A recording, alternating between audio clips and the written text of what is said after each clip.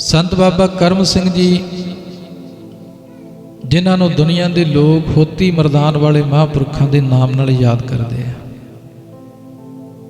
कदे उन्हां दे जीवन पढ़ो, लूं कंडे खड़े हो जाते गुरमुखो। सतपुरुषां दा जीवन पढ़ के अज दुनिया के लोग साडे लिबास नूं देख के कई बारी सानू भी सतपुरुष समझ लेंदे ने, पर सतपुरुष कौन है? रब दा प्यारा कौन है? संत जन किस तरह के ने? जिस तरह का परमात्मा है बिल्कुल उस तरह के ने, कोई फर्क नहीं। जिन्ना ना विसरै नाम से कन्हैया, भेद ना जानो मूल साईं जिहिया। जे फर्क ही रह गया तो फिर संत कादे होए गुरमुखो? संत ते बनदा ही उदों है जदों फर्क कोई ना रहे। हर हर जन दोई एक है, बिब विचार किस नाहे। जल ते उपज तरंग ज्यों, जल ही बिखै समाहे। जदों कोई फर्क नहीं रहा उहदे वर्गे बन गए। संत बाबा करम सिंह जी होती मरदान वाले महापुरख ये फौज की नौकरी करते सी ते फौज की नौकरी करदियां करदियां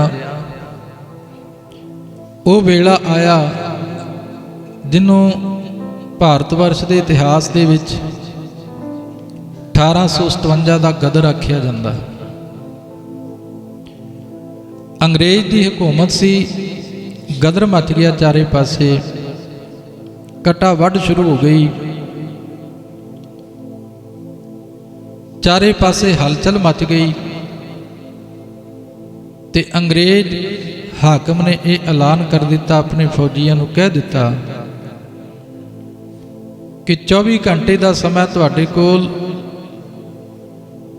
इस समय के दरम्यान जो कोई तुसी लुटोगे वो सब कुछ तुहाडा होएगा, तुहानू पूरी खुल दिती जाती है। ते गुरमुखो रात का वेला है ते सिपाही लोगों के घरों में जाके केवल धन दौलत ही नहीं लुट रहे, धीआं भैणां दी पत भी लुट रहे हैं। ये मंजर बनया होया चारे पासे। ते इस रात नूं संत बाबा करम सिंह जी होती मरदान वाले लुटो भी रहे ने, पर वो लुट रहे ने गरीबां दीआं असीसां। ध्यान देना, वो लुट रहे ने दुखियां दीआं असीसां, वो लुट रहे ने उन्हां मावां दे तड़फदे दिल दीआं असीसां जिन्हां नूं बचाउण वाला, जिन्हां दी राखी करन वाला कोई नहीं।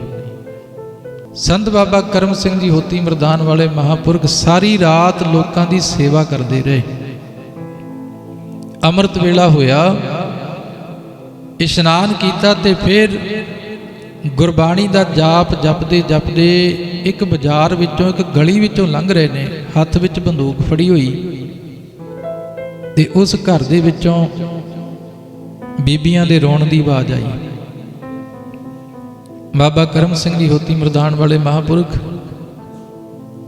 रोण की जिधरों आवाज़ आई सी ना, दौड़ के उधर नूं गए। कि देखते हैं कि एक सिपाही एक बच्ची के उत्ते झपट के पिया होया,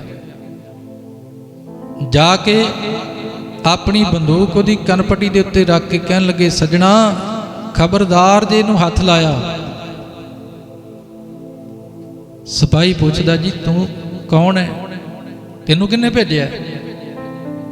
क्योंकि अंग्रेज ने तो खुल दी हुई सी, जो तुहाडे मन च आउंदा तुसीं करो, जिन्हों लुटना तुसीं लुटो, जिन्हों मारना तुसीं मारो।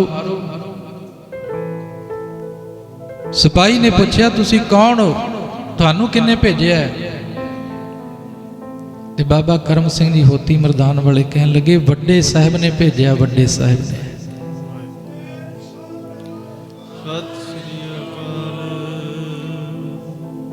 भावें रब दे प्यारे शरीरक तौर ते साडे वांगू किसी दे राज विच ही रहिंदे ने, ध्यान देना। ਜੇ ਪੰਜਾਬ ਵਿੱਚ ਆਪਾਂ ਰਹਿੰਦੇ ਹਾਂ ਤੇ ਪੰਜਾਬ ਵਿੱਚ ਹੀ ਉਹ ਰਹਿੰਦੇ, ਜੇ ਹਿੰਦੁਸਤਾਨ 'ਚ ਆਪਾਂ ਰਹਿੰਦੇ ਹਾਂ ਤੇ ਹਿੰਦੁਸਤਾਨ ਵਿੱਚ ਹੀ ਉਹ ਰਹਿੰਦੇ ਨੇ। ਪਰ ਸਾਡੇ ਵਾਂਗੂ ਉਹਨਾਂ ਦੇ ਮਨ ਦੇ ਉੱਤੇ ਕਿਸੇ ਦੁਨੀਆ ਦੇ ਬੰਦੇ ਦਾ ਰਾਜ ਨਹੀਂ ਹੁੰਦਾ।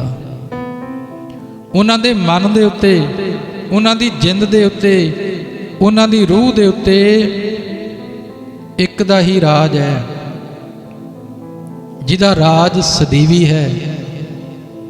ਆਦ ਸੱਚ ਜੁਗਾਦ ਸੱਚ ਹੈ ਭੀ ਸੱਚ, ਨਾਨਕ ਹੋਸੀ ਭੀ ਸੱਚ। ਉਹਨਾਂ ਦੇ ਮਨ ਦੇ ਆਕਾਸ਼ ਵਿੱਚ ਗੁਰੂ ਦਾ ਨਿਸ਼ਾਨ ਸਾਹਿਬ ਸਦਾ ਵਾਸਤੇ ਝੂਲਦਾ। ਧਿਆਨ ਦੇਣਾ, ਉਹਨਾਂ ਦੇ ਹਿਰਦੇ ਦੇ ਆਕਾਸ਼ ਵਿੱਚ ਗੁਰੂ ਦੇ ਨਿਸ਼ਾਨ ਤੋਂ ਉੱਚੀ ਕੋਈ ਚੀਜ਼ ਨਹੀਂ। ਉਹ ਸਦਾ ਹੀ ਉਸ ਝੰਡੇ ਥੱਲੇ ਹਨ ਜਿਹਦਾ ਝੰਡਾ ਸਦਾ ਅਬਨਾਸੀ ਹੈ। ਬੋਲੋ ਸਤਨਾਮ ਸ੍ਰੀ ਵਾਹਿਗੁਰੂ। ਮਹਾਂਪੁਰਖ ਕਹਿਣ ਲੱਗੇ, ਵੱਡੇ ਸਾਹਿਬ ਨੇ ਭੇਜਿਆ। ਅੱਖਾਂ ਵਿੱਚ ਇੰਨੀ ਲਿਸ਼ਕ ਸੀ, ਬੋਲਾਂ ਵਿੱਚ ਇੰਨੀ ਕ੍ਰਾਂਤੀ ਸੀ ਕਿ ਉਹ ਸਿਪਾਹੀ ਡਰ ਕੇ ਦੌੜ ਗਿਆ। ਉਸ ਪਰਿਵਾਰ ਦੀਆਂ ਬੀਬੀਆਂ ਨੇ, ਬੱਚੀਆਂ ਨੇ, ਮਾਤਾਵਾਂ ਨੇ ਹੱਥ ਜੋੜ ਕੇ ਬੇਨਤੀ ਕੀਤੀ, ਐ ਗੁਰੂ ਨਾਨਕ ਦੇ ਸਿੱਖਾ, ਅਸੀਂ ਤੇਰੇ ਚਰਨਾਂ ਵਿੱਚ ਬੇਨਤੀ ਕਰਦੇ ਹਾਂ, ਤੂੰ ਸਾਰੀ ਰਾਤ ਅੱਜ ਇੱਥੇ ਪਹਿਰਾ ਦੇ, ਸਾਨੂੰ ਕੱਲੀਆਂ ਨੂੰ ਛੱਡ ਕੇ ਨਾ ਜਾ। ਬਾਬਾ ਕਰਮ ਸਿੰਘ ਜੀ ਰਹਿੰਦੀ ਰਾਤ ਦਾ ਸਮਾਂ ਉੱਥੇ ਪਹਿਰੇਦਾਰ ਬਣ ਕੇ ਖੜੇ ਰਹੇ। ਦਿਨ ਚੜ੍ਹਿਆ, ਘਰ ਦੇ ਜਿਹੜੇ ਸੱਜਣ ਬਾਹਰ ਗਏ ਹੋਏ ਸੀ, ਸਾਰਾ ਪਰਿਵਾਰ ਇਕੱਠਾ ਹੋਇਆ ਤੇ ਇਸਲਾਮ ਧਰਮ ਦੇ ਵਿੱਚ ਇੱਕ ਮਰਿਆਦਾ ਗੁਰਮੁਖੋ, ਜਿਹੜੀਆਂ ਔਰਤਾਂ ਹੁੰਦੀਆਂ ਨੇ ਘਰ ਦੀਆਂ, ਉਹ ਕਿਸੇ ਪਰਾਏ ਬੰਦੇ ਨੂੰ ਆਪਣਾ ਮੁਖ ਨਹੀਂ ਦਿਖਾਉਂਦੀਆਂ, ਉਹ ਪਰਦਾ ਬਣਾ ਕੇ ਰੱਖਦੀਆਂ ਚਿਹਰੇ ਤੇ ਜਦੋਂ ਦਿਨ ਚੜ੍ਹਿਆ, ਜਿਹੜੀ ਘਰ ਦੀ ਬਜ਼ੁਰਗ ਔਰਤ ਸੀ, ਉਹਨੇ ਆਵਾਜ਼ ਦੇ ਕੇ ਆਖਿਆ, ਆਪਣੇ ਘਰ ਦੀਆਂ ਨੂੰਹਾਂ ਨੂੰ, ਆਪਣੇ ਘਰ ਦੀਆਂ ਬੱਚੀਆਂ ਨੂੰ ਆਵਾਜ਼ ਦੇ ਕੇ ਆਖਿਆ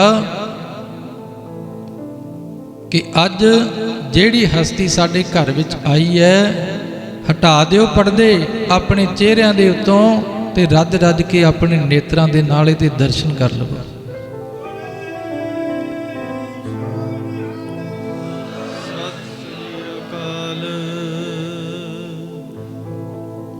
ਮਹਾਂਪੁਰਖਾਂ ਦੇ ਦਰਸ਼ਨ ਕੀਤੇ।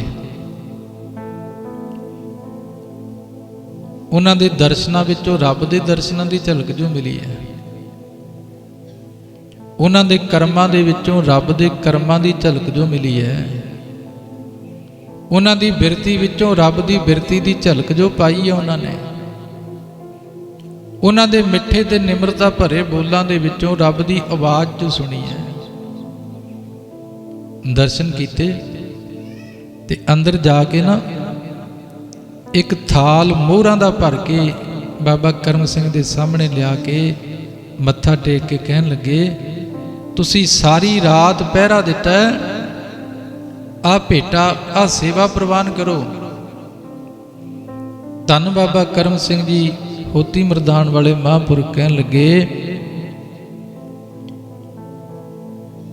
ਮੈਂ ਜੋ ਪਹਿਰਾ ਦਿੱਤਾ, ਜਿਹੜੀ ਸੇਵਾ ਮੇਰੇ ਸਤਿਗੁਰੂ ਨੇ ਮੇਰੇ ਤੋਂ ਲਈ ਹੈ, ਮੈਂ ਮਾਇਆ ਵਾਸਤੇ ਨਹੀਂ ਕੀਤਾ ਕੰਮ। ਇਹ ਪਹਿਰਾ ਮੈਂ ਇਹਨਾਂ ਮੋਹਰਾਂ ਦੀ ਖਾਤਰ, ਇਹਨਾਂ ਟਕਿਆਂ ਦੀ ਖਾਤਰ ਨਹੀਂ ਦਿੱਤਾ। ਇਹ ਤੇ ਮੈਂ ਆਪਣੀ ਡਿਊਟੀ ਸਮਝ ਕੇ, ਆਪਣਾ ਫਰਜ਼ ਸਮਝ ਕੇ ਕੀਤਾ ਹੈ। ਇਸ ਤਰ੍ਹਾਂ ਬਚਨ ਬੋਲਦੇ ਹੋਏ ਮਹਾਂਪੁਰਖ ਉਸਤਤ ਤੇ ਨਿੰਦਿਆ ਤੋਂ ਉੱਪਰ ਰਹਿ ਕੇ ਜੀਣ ਵਾਲੇ ਛੁਪਲੇ ਜੇ ਉੱਥੋਂ ਚਲੇ ਗਏ। ਕੁਝ ਦਿਨ ਲੰਘੇ ਤੇ ਸੰਤ ਬਾਬਾ ਕਰਮ ਸਿੰਘ ਜੀ ਹੋਤੀ ਮਰਦਾਨ ਵਾਲੇ ਮਹਾਂਪੁਰਖ ਆਪਣੇ ਪਿੰਡ ਆਏ, ਆਪਣੇ ਘਰ ਆਏ। ਜਿਹੜੇ ਜਿਹੜੇ ਫੌਜੀ ਉਸ ਗਦਰ ਦੇ ਵਿੱਚ ਸ਼ਾਮਲ ਸਨ, ਕੋਈ ਹੀਰੇ, ਕੋਈ ਮੋਤੀ, ਕੋਈ ਮੋਹਰਾਂ ਲੈ ਕੇ ਆਪਣੇ ਘਰ ਨੂੰ ਗਿਆ, ਲੁੱਟ ਦਾ ਸਮਾਨ ਲੈ ਕੇ ਆਪਣੇ ਘਰ ਨੂੰ ਗਿਆ। ਤੇ ਸੰਤ ਬਾਬਾ ਕਰਮ ਸਿੰਘ ਜੀ ਜਦੋਂ ਆਪਣੇ ਘਰ ਗਏ ਤੇ ਮਾਂ ਦੁਨਿਆਵੀ ਬਿਰਤੀ ਵਾਲੀ ਸੀ, ਇਹ ਵੀ ਰੱਬ ਦੀ ਇੱਕ ਕਲਾ ਹੁੰਦੀ ਹੈ ਗੁਰਮੁਖੋ। ਜ਼ਰੂਰੀ ਨਹੀਂ ਜੇ ਮਾਂ ਧਰਮੀ ਹੈ ਤੇ ਪੁੱਤਰ ਵੀ ਧਰਮੀ ਹੋਏਗਾ। ਕਈਆਂ ਦੇ ਪੁੱਤ ਧਰਮੀ ਹੁੰਦੇ ਨੇ, ਮਾਵਾਂ ਨੂੰ ਸਮਝ ਨਹੀਂ ਹੁੰਦੀ, ਉਸ ਅਵਸਥਾ ਦਾ ਪਤਾ ਨਹੀਂ ਹੁੰਦਾ। ਸੰਤ ਬਾਬਾ ਕਰਮ ਸਿੰਘ ਜੀ ਜਦੋਂ ਘਰ ਗਏ ਤੇ ਮਾਂ ਕਹਿੰਦੀ ਹੈ ਖਾਲੀ ਹੱਥ ਤੁਰਿਆ ਹੁੰਦਾ, ਕੁਝ ਲੈ ਕੇ ਨਹੀਂ ਆਇਆ। ਦੇਖ ਫੌਜੀ ਕਿੰਨਾ ਕੁਝ ਲੁੱਟ ਕੇ ਲਿਆਏ ਨੇ, ਮਾਇਆ ਲਿਆਏ ਨੇ, ਹੀਰੇ ਮੋਤੀ ਲਿਆਏ ਨੇ, ਮੋਹਰਾਂ ਲੈ ਕੇ ਆਏ ਨੇ, ਸੋਨਾ ਚਾਂਦੀ ਲੈ ਕੇ ਆਏ ਨੇ, ਤੇ ਤੂੰ ਖਾਲੀ ਹੱਥੀ ਆ ਗਿਆ। ਵਗਦੀ ਗੰਗਾ ਵਿੱਚ ਤੂੰ ਵੀ ਹੱਥ ਧੋ ਲੈਣਾ ਸੀ। ਇਹੋ ਜਿਹੇ ਮੌਕੇ ਕਿਹੜਾ ਜ਼ਿੰਦਗੀ 'ਚ ਵਾਰ-ਵਾਰ ਮਿਲਦੇ ਨੇ। ਉਸ ਵੇਲੇ ਬਾਬਾ ਕਰਮ ਸਿੰਘ ਹੋਰਾਂ ਨੇ ਇੱਕ ਬਚਨ ਆਖਿਆ ਸੀ, ਮਾਂ ਜਿਹੜਾ ਹੀਰਾ ਮੈਂ ਲੁੱਟ ਕੇ ਆਇਆ ਉਹ ਤੈਨੂੰ ਦਿਸਦਾ ਨਹੀਂ। ਮਾਂ ਹੱਸ ਕੇ ਕਹਿਣ ਲੱਗੀ, ਦੇਖ ਹੁਣ ਮੈਨੂੰ ਗਿਆਨ ਦੀਆਂ ਗੱਲਾਂ ਸੁਣਾਏਗਾ। ਇਹ ਹੁਣ ਗਿਆਨ ਧਿਆਨ ਦੀਆਂ ਬਾਤਾਂ ਸੁਣਾ ਕੇ ਮੈਨੂੰ ਭਰਮਾਏਗਾ।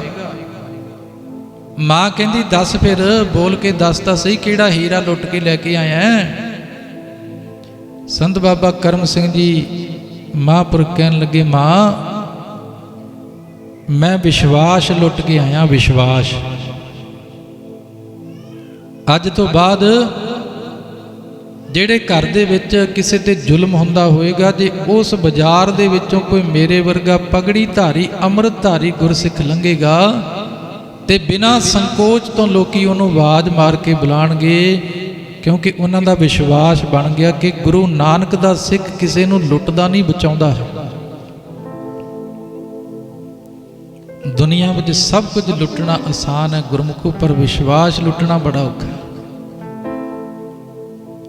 ਹੁਣ ਆਪਾਂ ਵੀ ਝਾਤ ਮਾਰ ਕੇ ਦੇਖ ਲਈਏ, ਕਿਤੇ ਆਪਣਾ ਵਿਸ਼ਵਾਸ ਤਾਂ ਨਹੀਂ ਗਵਾਈ ਬੈਠੇ।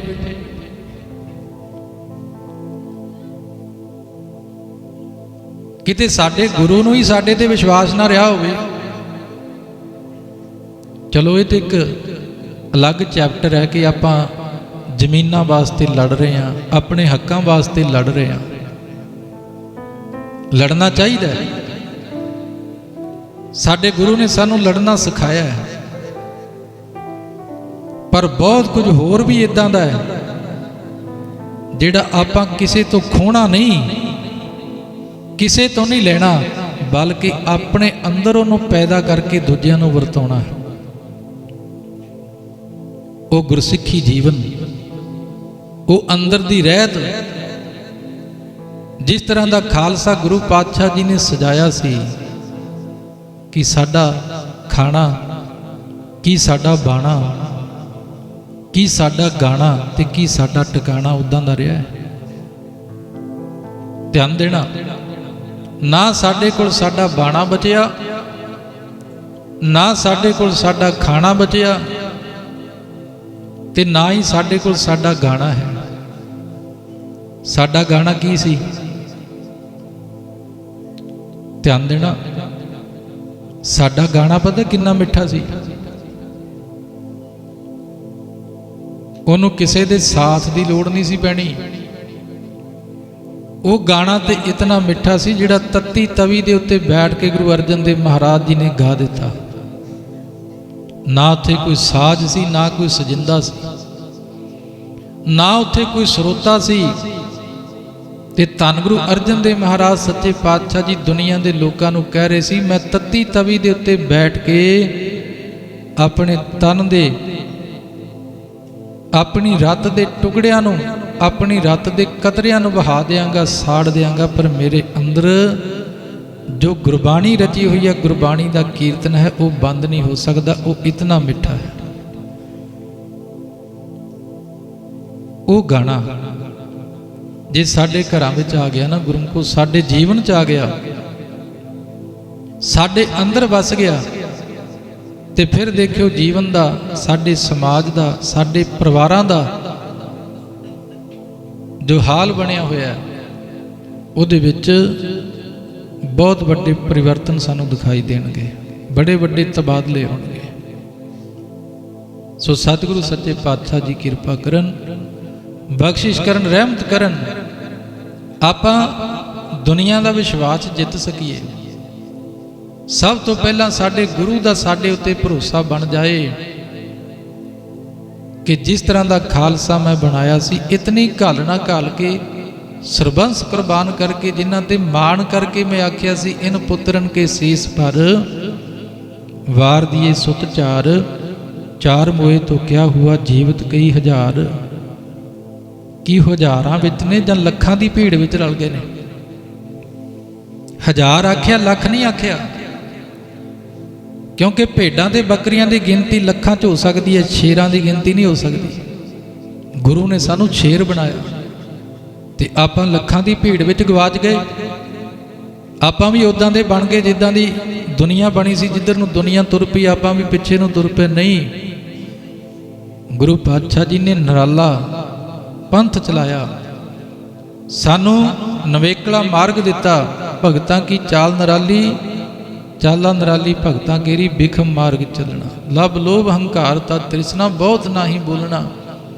ਖੰਨਿਓ ਤਿੱਖੀ ਵਾਲੋ ਨਿੱਕੀ ਏਤ ਮਾਰਗ ਜਾਣਾ। ਗੁਰੂ ਪ੍ਰਸਾਦੀ ਜਿਨੀ ਆਪ ਤਜਿਆ ਹਰ ਵਾਸਨਾ ਸਮਾਣੀ। ਕਹਿ ਨਾਨਕ ਚਾਲ ਭਗਤਾਂ ਜੁਗ ਹੋ ਜੁਗ ਨਿਰਾਲੀ। ਸੁਆਓ ਆਪਾਂ ਵਿਸ਼ਵਾਸ ਜਿੱਤੀਏ, ਆਪਣਾ ਵਿਸ਼ਵਾਸ ਬਣਾਈਏ, ਆਪਣਾ ਜੀਵਨ ਇਦਾਂ ਦਾ ਬਣਾਈਏ। ਅਰਦਾਸ ਕਰੀਏ ਸੱਚੇ ਪਾਤਸ਼ਾਹ ਜੀ ਬਖਸ਼ਿਸ਼ ਕਰੋ, ਕਿਰਪਾ ਕਰੋ, ਸਾਡਾ ਜੀਵਨ ਇਸ ਤਰ੍ਹਾਂ ਘੜਿਆ ਜਾਏ। ਧੰਨ ਗੁਰੂ ਅਰਜਨ ਦੇਵ ਮਹਾਰਾਜ ਸੱਚੇ ਪਾਤਸ਼ਾਹ ਜੀ ਕਹਿੰਦੇ, ਤਜ ਮਾਨ ਮੋਹ ਵਿਕਾਰ ਮਨ ਕਾ ਕਲ ਮਲਾ ਦੁੱਖ ਜਾਰੇ। ਉਹਨਾਂ ਨੇ ਆਪਣੇ ਜੀਵਨ ਦੀਆਂ ਜਿਹੜੀਆਂ ਭੈੜੀਆਂ ਬਿਰਤੀਆਂ ਸੀ ਉਹਨਾਂ ਨੂੰ ਜਾਰ ਦਿੱਤਾ, ਉਹਨਾਂ ਨੂੰ ਸਾੜ ਦਿੱਤਾ। ਆਪਣੇ ਜੀਵਨ ਵਿੱਚ ਉਹਨਾਂ ਨੂੰ ਕੋਈ ਥਾਂ ਨਹੀਂ ਦਿੱਤੀ। ਬਿਨਵੰਤ ਨਾਨਕ ਸਦਾ ਜਾਗੈ ਹਰਦਾਸ ਸੰਤ ਪਿਆਰੇ। ਉਹ ਰੱਬ ਦੇ ਪਿਆਰੇ ਸੰਤ ਜਨ ਉਹਦੇ ਦਾਸ ਬਣ ਕੇ ਸਦਾ ਦੀ ਜਾਗ ਵਿੱਚ ਰਹਿੰਦੇ ਨੇ, ਸੁਚੇਤ ਰਹਿੰਦੇ ਨੇ, ਨਾਮ ਨਾਲ ਜੁੜੇ ਰਹਿੰਦੇ ਨੇ, ਭਗਤੀ ਨਾਲ ਜੁੜੇ ਰਹਿੰਦੇ ਨੇ, ਬੰਦਗੀ ਨਾਲ ਜੁੜੇ ਰਹਿੰਦੇ ਨੇ, ਬਾਣੀ ਨਾਲ ਜੁੜੇ ਰਹਿੰਦੇ ਨੇ। ਤੇ ਉਹਨਾਂ ਦਾ ਜੀਵਨ ਜਿਹੜਾ ਹੈ ਉਹ ਸਦਾ ਹੀ ਉਹਦੇ ਪਿਆਰ ਵਿੱਚ ਭਿੱਜਿਆ ਰਹਿੰਦਾ ਤੇ ਉਹਨਾਂ ਦੇ ਜੀਵਨ ਵਿੱਚ ਰੱਬੀ ਗੁਣ ਸਦਾ ਹੀ ਤਾਰਿਆਂ ਵਾਂਗੂ ਟਹਿਕਦੇ ਰਹਿੰਦੇ ਆ।